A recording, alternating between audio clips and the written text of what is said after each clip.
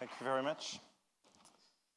Okay, our next presentation will be with Dr. Martin Haemmig, adjunct professor at CITIM in Germany and the Netherlands on venture capital, incubation, and high-tech startups, and is a former senior advisor on venture capital for Stanford University, SPRIE.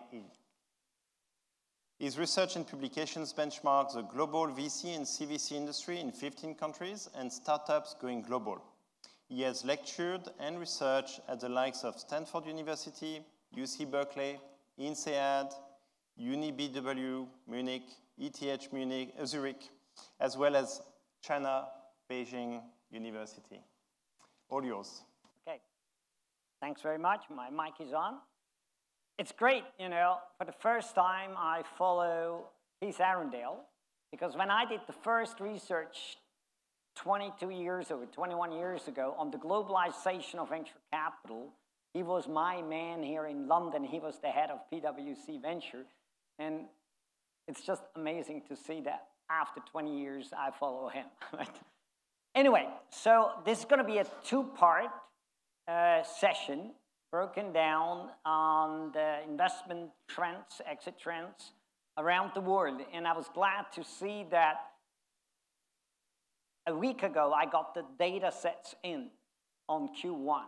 And Kaloyan this morning mentioned, oh, you see Q1, it's coming down. And I have drilled down. In fact, I have changed my presentation. I'm going to compare venture with corporate venture. And I'm adding another piece to this separately when I saw Keith speaking, and also the second part of the session, which looks at US tech giants vis-a-vis Chinese tech giants. And so I'm throwing in sort of what's currently happening in Q1 in China. And as mentioned, I have been in China for the last 18 years, pre-COVID, 2 months a year, training hundreds of VCs, being at the 6 leading universities out there, and have been on advisory boards with Chinese VC funds and corporates. That's basically a lot of insight. So happy to follow Keith. And here we go. The clock is not running. Okay, so I have all day long. No, okay. So impact of global corporate R&D footprint. That's a quick one. That came from the World Economic Forum that I've been working on. The global comparison, technology stocks. I'm going to show you something super cool. China cross-border deals. It was mentioned maybe the Chinese are coming. I didn't put in the slide. All I can tell you, the highest growth in Europe last year and the year before was not the percentage of US VCs coming up. It's been Asian VCs, right? China's new technology, VC strategy, I'll show you this. A number of things with China, particularly also on exits and technology innovation and priorities, because I need this vis-a-vis afterwards to show you the US. I don't need to teach you about the US, but I give you a leadway. Once again, this slide we developed in Davos.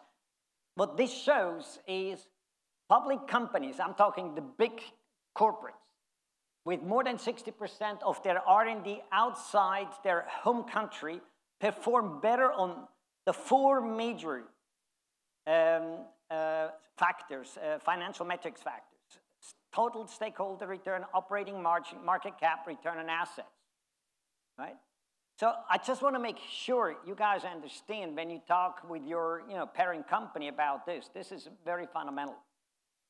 Then an update on the 21 data on globally. What you can see is a dramatic increase. Now, depending on the source you get, it's somewhere between 600 billion to about 700 billion. There are different sources around. But if you look at 50% of the 21 has been the US, it's 18% in Europe, it's 15% China, and 70% the rest of the world. If I take a great year on Chinese investing, was 2018. In fact, they were on 36%. And I can tell you up front, 36 going down to 15, and in Q1 to 9%. What does that mean in China? Watch this. So if you look overall by stage, there was almost a doubling from last year, a tenfold in the last 10 years, and the big winners were late stage and early stage. They're really the ones who created this amazing doubling of the 2021 data. Looking at CVC, now just the last few quarters, you see the US, Asia, Europe, these are the big ones. The other ones I'm not saying we can forget because they are only starting and coming up. But if I look at China, the China piece in itself is about the size of Europe in terms of corporate venturing alone. So that's the red piece within Asia and Europe next to it. So you can see that one.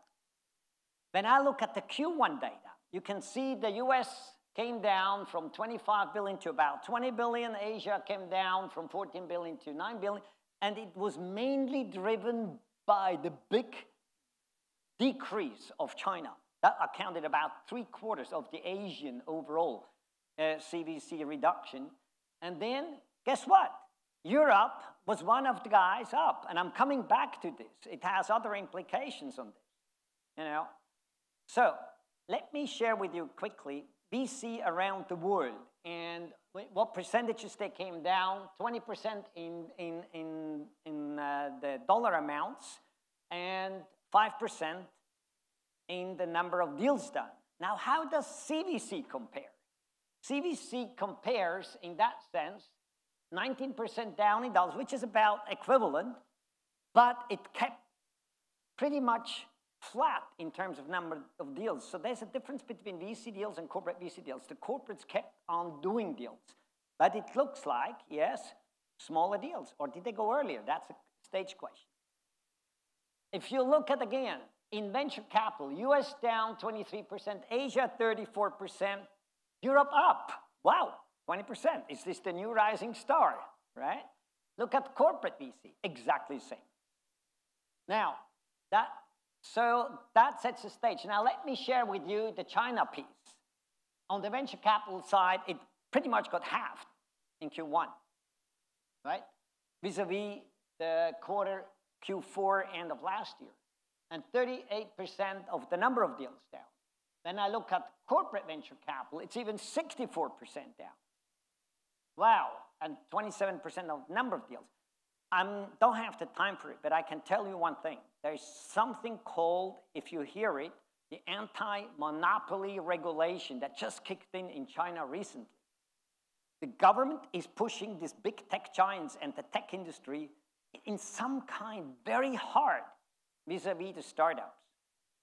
Because in several of them, I'm not saying all of them, and I look back 25 years, what happened in the Valley was a little bit similar in Silicon Valley, that some of the corporates really influence big time the startups, which they barely do not these days, but the Chinese still do. They force entrepreneurs and startups to focus on them if they invest, and I don't go into details. So the government has recognized this, and it's been brutally hard now on the corporates, and that's going to change. You saw the 50% crash, this part.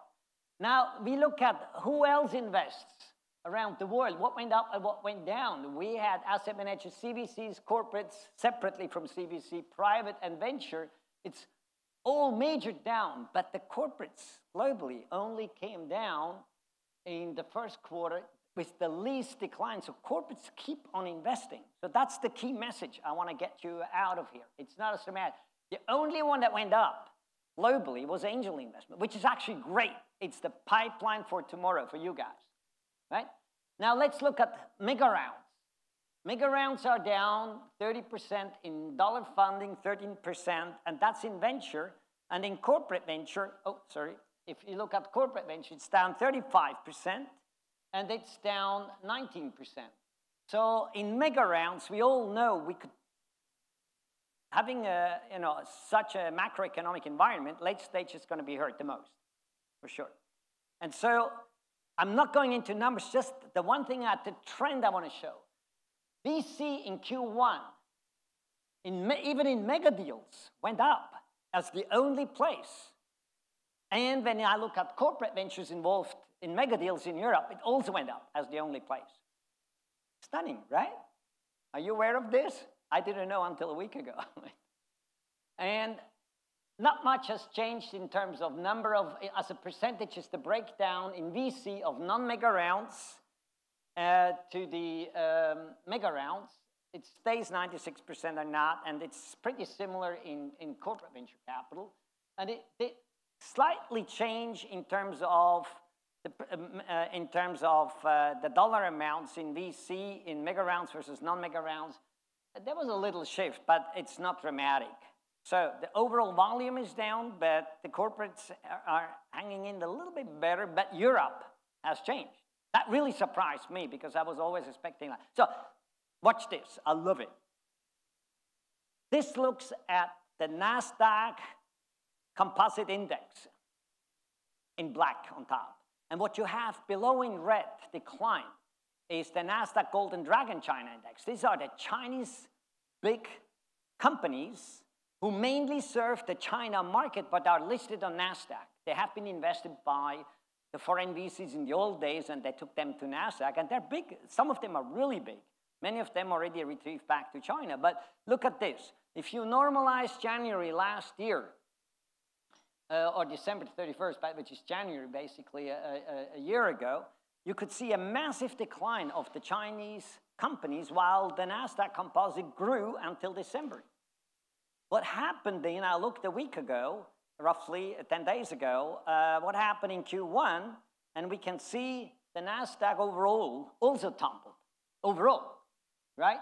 So I thought, how are the Chinese comparing? So very quick, we had 13,000, a NASDAQ composite index of about 13,000 in January last year, peaking at 16,000 in November, and all came down to 12,000 as of 6 this year. When I look at the Chinese one, they came from 15 to 20,000 and just crashed down to 6,000. So these are the Chinese companies on NASDAQ listed. Wow. So if I look at the earnings, the bellwether tech companies, the rising rate environment, the current economic environment, I don't think there's going to be a very quick rebound. I'm sure it will, but it's not going to be tomorrow. And so late-stage deal making has been a major issue with this. And many of them, late-stage investors, have actually not done, many of them I know, I spoke to, have not done a single deal as of this year. Very stunning to me. So keep that in mind. So a quick one on the China flow. What I'm looking at is China VC deals, and depends on the source you get. If I include the government deals, it's about 40,000. If I exclude them and the angel investors, whatever, it's about 6,000 deals, but it's 130 billion. It doesn't matter. If I look at corporate VC inflow into China and outflow from Chinese corporates investing overseas, it was an amazing balance. I haven't seen this before to that extent. So what does that mean? Of the 418 deals, this is global corporate venture data, there were 9% foreign-only corporates investing. So there was no domestic corporate investing. They would have invest along with local VCs, but no other foreign corporate VC. Domestic corporates, only Chinese, would invest 30% of all the deals. And then there's a hybrid where a foreign corporate and a Chinese corporate is in the round as well, which was about half of it.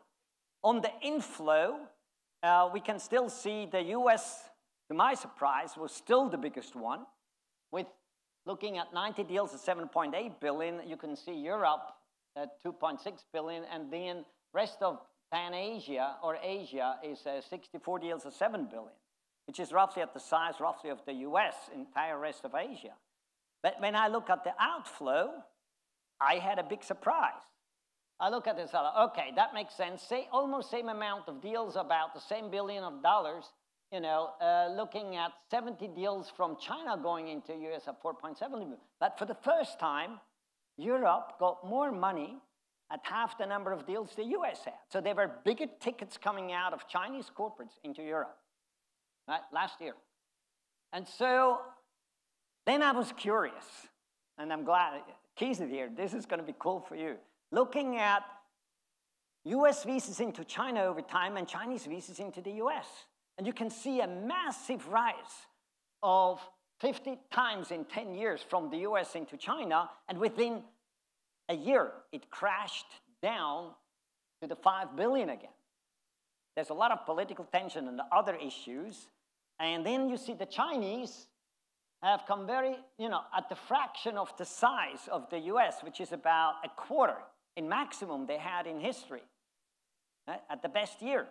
And then what I see is the first half, that's only the latest data I have. I don't have the Q1 and the 21 data.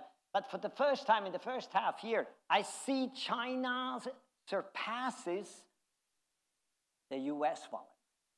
And I was expecting, with the tension and hype that the Chinese would totally withdraw almost from the US. That's not the case. I was talking, 2 months a year in China, except COVID now. I meet all the VCs and I talk to them, and I was stunned. Now, let's look at where do the Americans invest in Chinese in a bucket from looking at 2014, 2015 investment time frame vis-a-vis 2018-19. And what were their preferred sectors? It was AI, big data, oncology, life science, and so on and so forth. And where did the US try to avoid investing was mobile, industrial, SaaS, edtech, fintech. And then my question was, and where do the Chinese invest in the US, right? Yeah. Life science, blockchain, fintech, ecology, AI, big data, that's the ranking. And same as in the US, mobile, SaaS, industrials were the top 3. So they tried to avoid the same vis-a-vis. Keep that in mind. You want to deal with China, you better understand where you may or should not or can or cannot invest, right? So, very quick. Here a quick 10 years view on VC investments in China. It's from Pequin. It doubled up from 2019. 2018 was an exceptional year with a few ultra mega large deals. But it peaked out at 131 billion. And this has to do with the Chinese government 21 to 25, 5 years plan. They picked 7 industries. And I picked out the 4 that are relevant for you guys. Semiconductor, biotech, semiconductor 15 times up between 2016 and 21. Biotech, and then SaaS and robotics 12 times up. This is where the government now is also putting the finger on one of the 7 technologies in the new 5-year plan.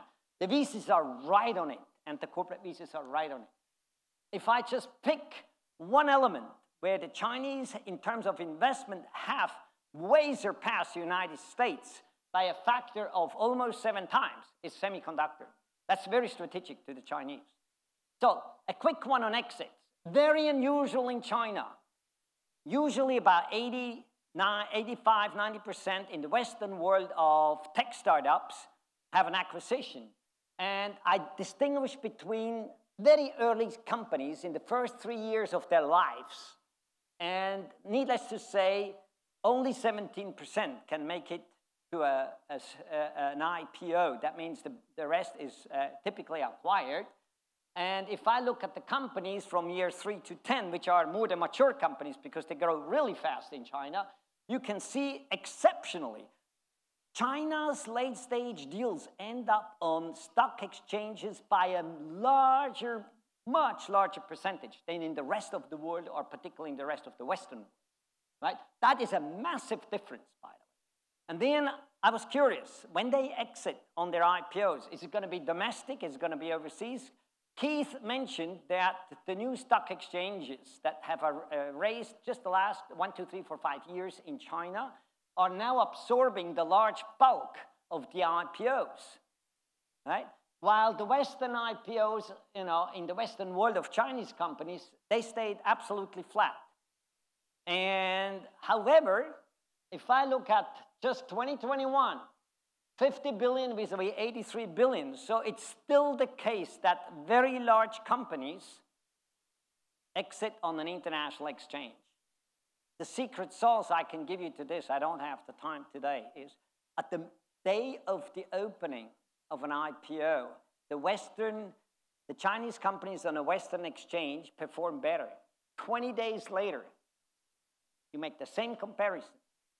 the Chinese companies way outperformed afterwards their counterparts which were on an international exchange.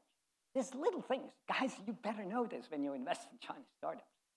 So, ending up with acquisitions, of course, Keith mentioned that SOEs, state-owned enterprises, acquire a lot. They're too slow. I've been training a lot of CEOs of state-owned enterprises invited by the Chinese government. And now they're starting to wake up. There's a lot of pressure on SOEs to innovate, and now you will see more and more acquisitions.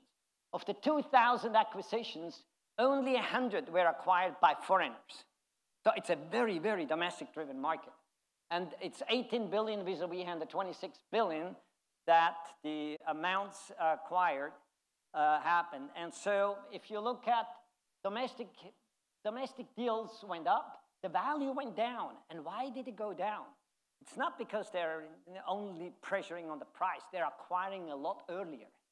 That's it. Earlier deals gives smaller value, but the deals went up. While the cross-border deals went up in terms of number of deals and value. That's the piece I was surprised at, the foreign proportion. Key takeaways, very quick. I have 1 minute. I'm not going to take long on it. We had this massive rise around the world of venture, corporate venture, and I call it a significant landslide. I'm curious myself what's going to happen. Cross-border VCs and corporate VC slowed significantly. And I tell you what, I was heading last week a China panel with the top VCs from China. It was a global session. And they're saying, Martin, if it's not going to be, our startups are more likely going to Southeast Asia. They learn to scale dramatically. These are high-growth nations. And they know how to, when they go to, not the US, but when they go to another country, being it, Vietnam or Indonesia, whatever, they already know how to scale. They have learned this in China. There's a great advantage. Deep tech investing is becoming the new oil of China. The question is it going to be domestic consumption or international consumption? IPOs of Chinese startups, is it going to maintain this heavy, they have a lot of new stock exchanges domestically, particularly for tech startups. And so my gut says that's going to stay for a long time out there. And M&As, Keith mentioned it. My gut says the large bulk will not be only the big tech giants, but it will be the state-owned enterprise. So, Max missed the airplane.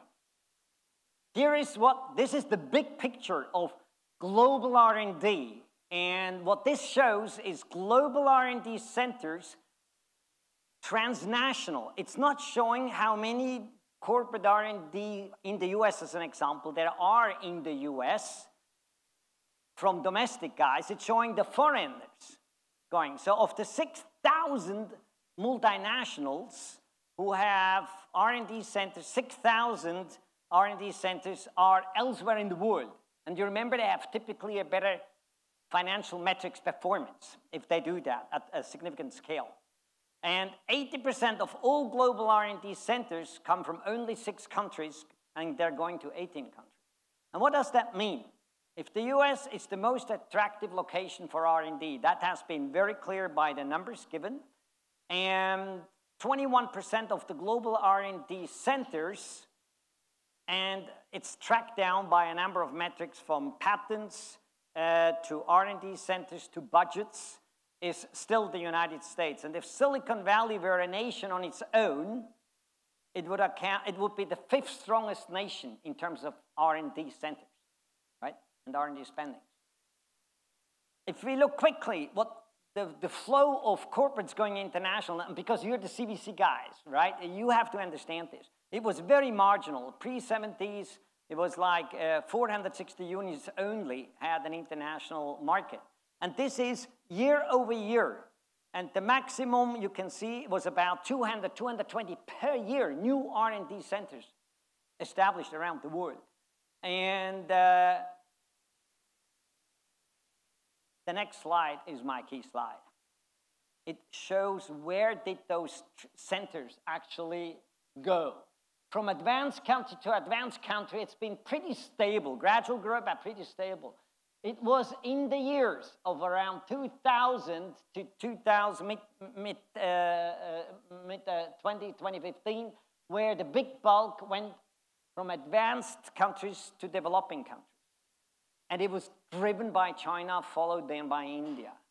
And why is this landslide here? Look at this. It suddenly came significantly down. And it has to do also with the China-India outsourcing, I call it pretty much used up. So the ones who wanted to go and had to go. And now there are new models coming in. So there's a significant landslide, which surprised me how deep actually and steep it came down. I'm skipping this in favor of one thing. I want to for you to take away this. Everybody says the Chinese are just copying all the time. But you know what? I've been now in China for almost 2 decades, every single year. And I'm at the top university. I see what's coming out. I've been on the national agenda on venture capital and startups and trainings. And I give you one example because you guys use WhatsApp for sure. And the counterpart in China is the WeChat. And I'm not going into a lot of details, but it's 2 billion users per month vis-a-vis 1.2 billion.